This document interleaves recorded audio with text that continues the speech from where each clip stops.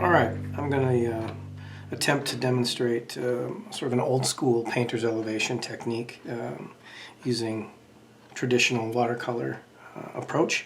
And so what I'm going to do is I'm going to use this as my color example, as the wall treatment. So I'm going to use this as my sort of visual to reproduce that in this space on these particular flats.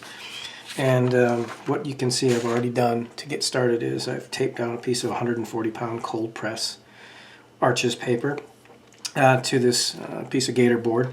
I like it to have a little bit, the surface is a little bit waxed, so it doesn't absorb a whole lot of paint, but it does have some sort of penetration to it, which I kind of like.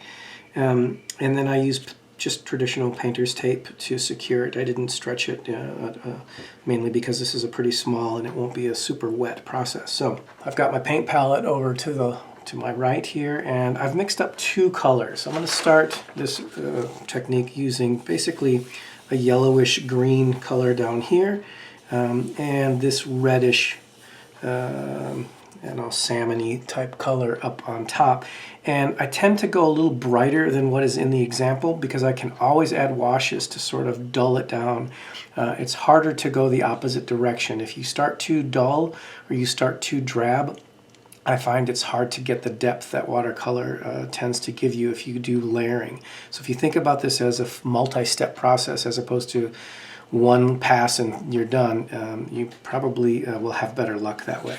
So looking at this, I see this is a pretty loose wet in wet example, so I'm going to be doing that technique on my paint elevation. So I may end up not talking as much because it's a little bit more difficult for me to paint and talk at the same time. So here we go. I'm going to pre-wet the surface and I'm going to begin one pass at this technique.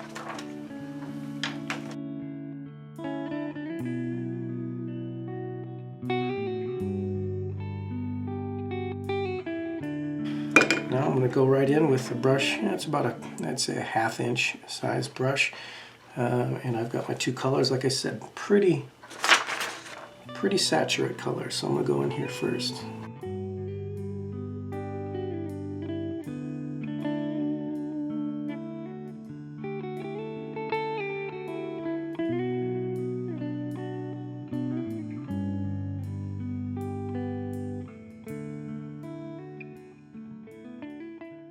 Blot some of this out.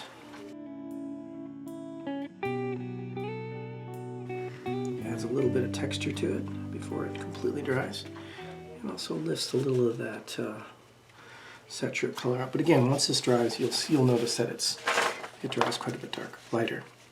So you can see there, those are the two, sort of my version of what that paint sample is.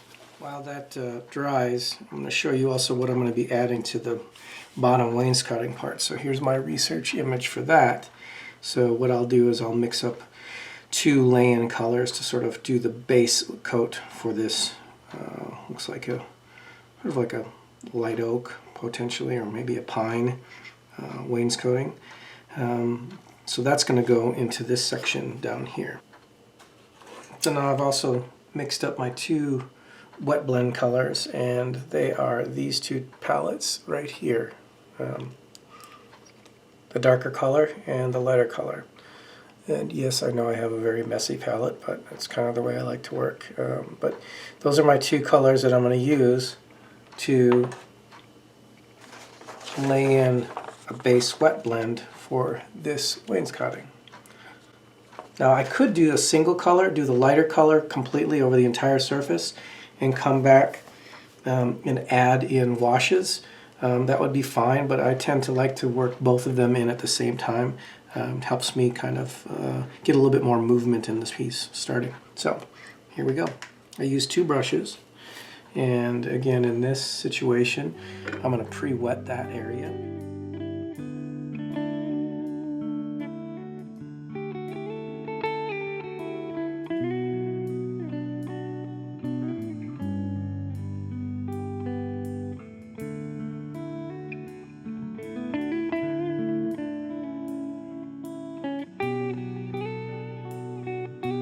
Quickly got that local color laid in there. So once that dries, we're going to come back and add some of the detail on the highlight and shadow and a bit more of the cut grain and the long grain. So what you see I've done here is folded over the edge just to do a comparison to show still a little bit brighter in my version than this version here. But overall I'm really pleased with the movement that we have here. You can see that darker wash that I added up in the corner here really helps to approximate that sort of layered depth that you get with watercolor. Okay, the next step is going to be adding in the delineation between the boards, and I've used 3 inches as my measurement. I've simplified it a bit, and as you can see, if you can see that closely, I'll zoom in here for a second. You can see that I've marked out the spacing with a pencil at the top and the bottom. I went in and added all of these separations between the individual boards on the wainscoting here. So now what I'm going to do is begin to add a little bit more tone, and it'll also soften those pencil board lines. Again, using that similar gray that I had mixed up for the upper wall, I'll use some of that as a wash and get a little bit more light movement. So as we can imagine, that chair rail protrudes from the wall a little bit, so we'll get a shadow line under there so it can appear a little bit darker right underneath.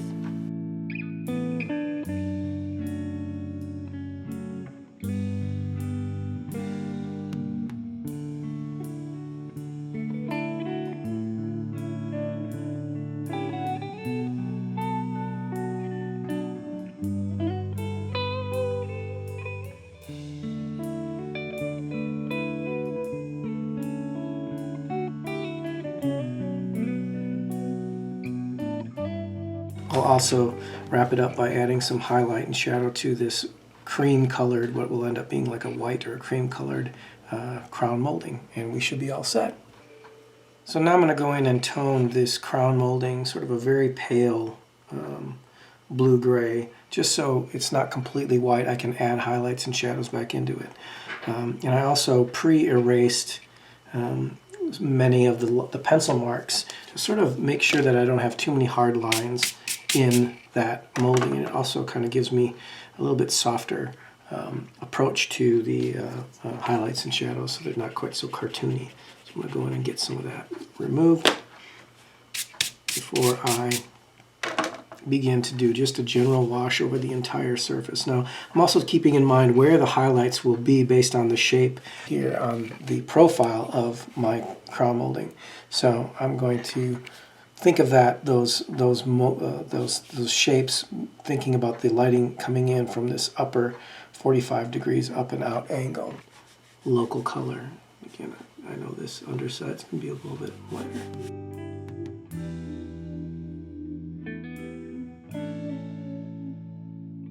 It's very, very pale, but it gives me something other than the white of the paper to play off of.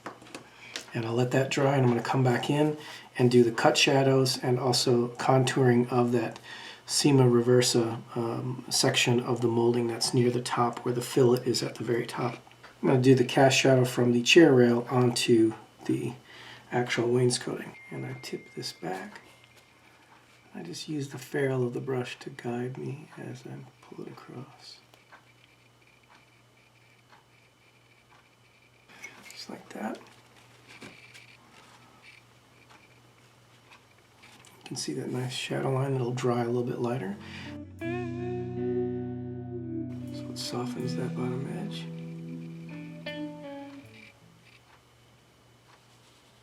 See how nicely that just moves the paint down. Another great trick for adding cut shadows is using this ruling pen. And again, this is really old school, but this is an old draftsman's piece of equipment that you load the barrel with paint or pigment, and you adjust how large or how wide that paint is going to be. I'll try to get you to see that a little bit here. There we go. So you can open the jaws or close the jaws of this tool like that. Hopefully that's focusing, to change the diameter or the width of your paint stroke. So I'm going to load this, test it on a piece of paper, and the way you load it is simply drag your brush that's charged with paint across one edge, and it slowly begins to fill the barrel of the rolling pin using your straight edge. Go straight across. Gives you a nice crisp line underneath that.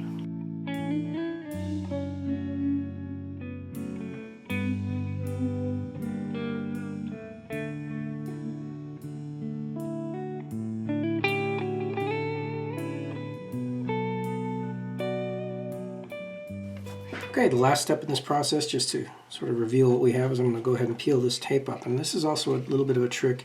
You want to pull at a 45-degree and very flat angle. Even if it is painter's tape, it can damage your paper. So if you just pull straight up and lift it off, you could ruin what you've already painted. So I tend to pull at a very oblique angle like this, 45 degrees, and I go slowly, not in any big hurry yet. And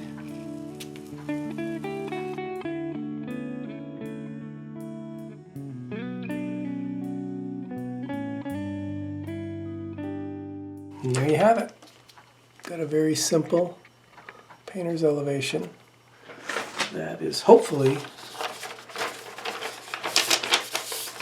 approximating this technique for the wainscoting and this technique for the wall color.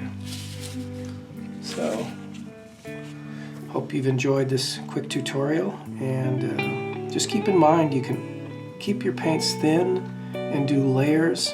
You'll get this beautiful richness and depth within the paint that will help to achieve the final looks that you're